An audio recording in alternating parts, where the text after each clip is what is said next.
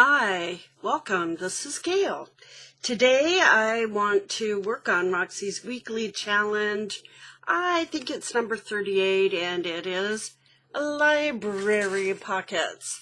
So, I'll show you those, but before I begin, I wanted to show you a couple of things that I used in this pocket. So let me show you this library pocket. This is actually a variation on the normal library pocket. So this would be a normal library pocket, okay? The flaps go over the back. You can make them any size depending upon what you want or need. So notice here's the pocket.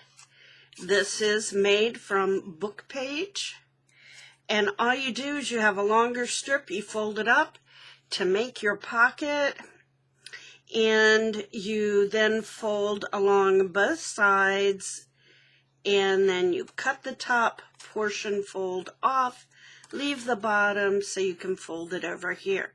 Now I have sewn these and I will make a couple of those right along with you. But they're pretty basic, and I feel like we've done these before, or some variation of them before with Roxy. I could be wrong, but anyhow. So then I decorated it up, made a little journaling card. This one's very basic. And the variation on this one is that this was super long paper. Like, I want to say it was 18 inches long. So I cut 3 strips, and the strips were about 3.5 to 4 inches wide. And since it was so long, and there really wasn't enough left once you fold it up to have a pocket here to do much with, I decided what I would do was to fold up once and then fold over, and then create a little pocket in here that houses this little card. And this little card says, "May the flowers remind us how necessary the rain is." Then there's a little picture of a flower. And it's done on paper that has been first tea dyed and then Distress Oxide dyed. And I'll show you a sample of that in a minute. And then I decorated that up, sewed around it. And because these are library pockets, most likely this back part is going to be glued to a page, which you can leave an opening at the top or either side and then have another pocket to put something in. And then I made this little journaling card, "Life is a Garden, Dig In." Use some tissue paper, and this is what you see here. It's a picture that's been printed on, those brown napkins you get when you go to a fast food place. So yeah, that's what I print. And notice they do look rather vintage this way. And then I decoupaged it on. So this actually is vellum, and then this is the napkin, and they're decoupaged on, and then some other items there. So then you have a nice long sheet to be able to do some journaling on. So let me show you a couple of the pieces here. I watch Andrea at Artie Mae's, and she is always using, her Distress Oxides and papers in different fashions. This was an envelope. The first was avocado dyed, and it just seemed kind of blah. So I then used my Distress Oxides, and basically you put the pad down on something slippery like this, or on a glass plate. You spritz it with some water, and then you smush. And that's what I did. So this I did with some pinks and blues and lavenders. And this as well has some blues and a little bit of pink and a sort of yellowish gold color. This one ended up, these were more orange and yellows and pinks, you can see. And this, of course, was an old computer card. So, yeah, and that's what I did on this journaling card as well. You can see, it looks brown, but it's really not. It's got a lot of yellow and pink in it. So, anyhow, some ideas for some different backgrounds if you need it. So, okay, so this is actually about making these pockets. So, this was a piece of parchment that's a little heavier. It's almost like cardstock. So, I split it down the center. This half I took and I decided whereabouts I wanted my pocket. I don't think you would want this piece when it's finished to be much more than 8 inches because you want it to fit on the page of one of your journals. So keep that in mind. So then what you do is you fold over on each of those 2 edges however much you want. What is that, about 1/4 of an inch or so? You can do more or less. It's totally up to you. And then now I have the pocket here, and this is going to wrap around to form the pocket. But I don't really need this garbage up here, and it's actually a bit in the way. It makes for a bulk that I don't need. So I'm going to cut this bottom pocket at an angle and cut in over here, and just in front of that fold I'm going to cut it. Just cut it right away, throw it away. Okay, then over here I'm going to do the same thing, cut in at an angle, and then just before it, so I don't have any little lip of paper all crunched on the side where the fold was, cut that off. Okay, so now here's my pocket. Now I did go ahead and create a divot in here. You want to do that before you do any gluing. And if you intend to do any distressing, it's probably good that you especially do this part before you glue. You really don't have to do any of the rest of it until you're ready, after it's decorated and everything. But just to give you a visual, I'll go ahead and I'll do that. Now, there's something else you need to decide about. And remember, this is going to be glued to the back. This back will be glued to a page, so you don't really need to do anything there. However, you need now to decide, do you want to round these edges a little bit? Do you want to make it look like a tag? Or do you want to leave it? And what I've been doing is I've been rounding the edges just a little bit. So I'm using the top that says 1/4 inch. I have that up. And just doing, see, it just nibbles a little bit. Okay, so got that done. So now, basically, I just glue that, pardon my reach. Okay, I'm working on dinner, so this is going to be a short video, but I don't really think you need to see me do a zillion of these. It's pretty basic.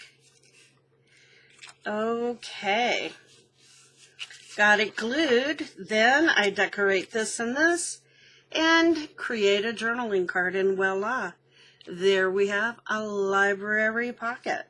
Okay, and you can adjust this The pocket can be taller, this can be shorter at the top, the pocket larger, whatever your heart desires, okay? So now, here's another version with these. This one, I didn't fold any. This came from, I want to say, a 6.5 by 6.5 piece of paper. With these, when it's printed only on one side, you have to decide. Do you want the pretty design up here to show? Or do you want it to show down here? It's all totally up to you. So for this one, let's do it this way. Notice I didn't do any folding over or whatever here. I felt like I didn't really want this much narrower. So I just left it. And now I am just going to glue along here. Okay. Let's see. I want to make sure this glue works. And I forgot to put the little cap on it when I was done last. So I got a call from my daughter, and they have flooding in their basement, unfortunately. She was trying to bail it out when she called. So, yeah, pretty disturbing. And guess what I forgot to do? Well, it's good that I did, because now I can show you what you can do if you forget to do it too. Okay, so I have a scrap piece of paper. I forgot to do my distressing there. You don't have to distress, it's just if you like it distressed. So what I'm going to do is put that piece of paper underneath. Whoops, there we go. So it doesn't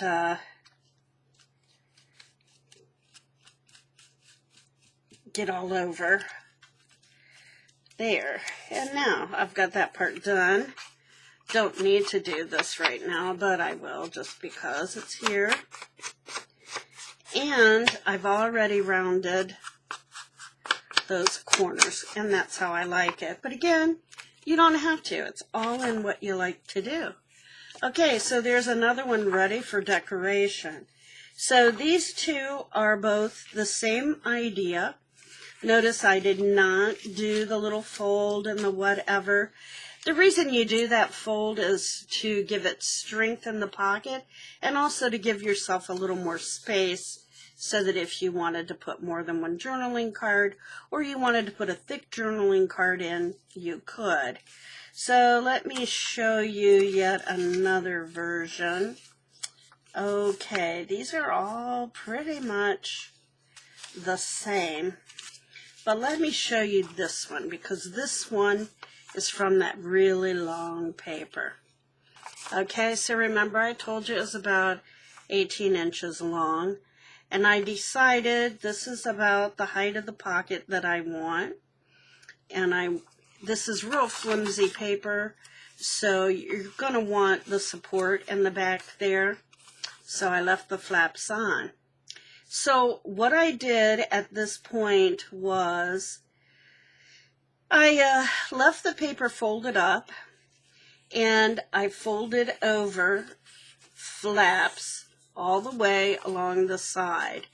What I did after that was to go through, and you saw me do it earlier, I cut here and up along the fold, cut that top part off, rounded these edges, and now I'm ready to glue. Now, I did cut off, this would have had a flap, correct? But I cut it off here because I want this to be a pocket, okay? So, first of all, let's fold these down and glue them. Okay, and I could use the wet glue, or I can use, yes, I can use the wet glue when it comes out, huh? Okay, the wet glue or glue stick, whatever floats my boat.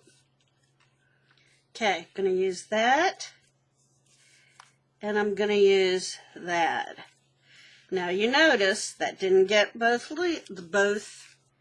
thicknesses did it. See, I have some in here I need to glue down and some in there. Okay, so that folds all the way over and stays glued. Now over here I only have one piece because remember I cut off that flap so I can have a pocket where I can put a little card in. Now that means I have to glue down this part to make it a pocket, don't I? So did that.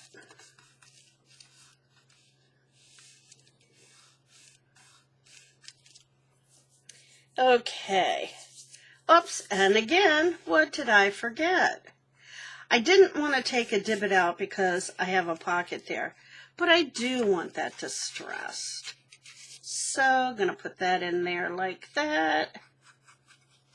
And voila, just go right along. And since I'm here, I'll go ahead. This is real flimsy paper. It's a book of florals, and they have like 4 huge double pages of the exact same design, and then there are several different designs in it. It's a wonderful book. This is almost like wrapping paper, I would say. And then, of course, I will sew around, as you notice that I did in the samples that I showed you. So this variation has the pocket here for something, and the pocket here. And then, once you glue this on the page, you could either have a side tuck here, a side tuck here, or a long pocket there. So, up to you, right? So there's that one. And really, truly, that's all there is to these.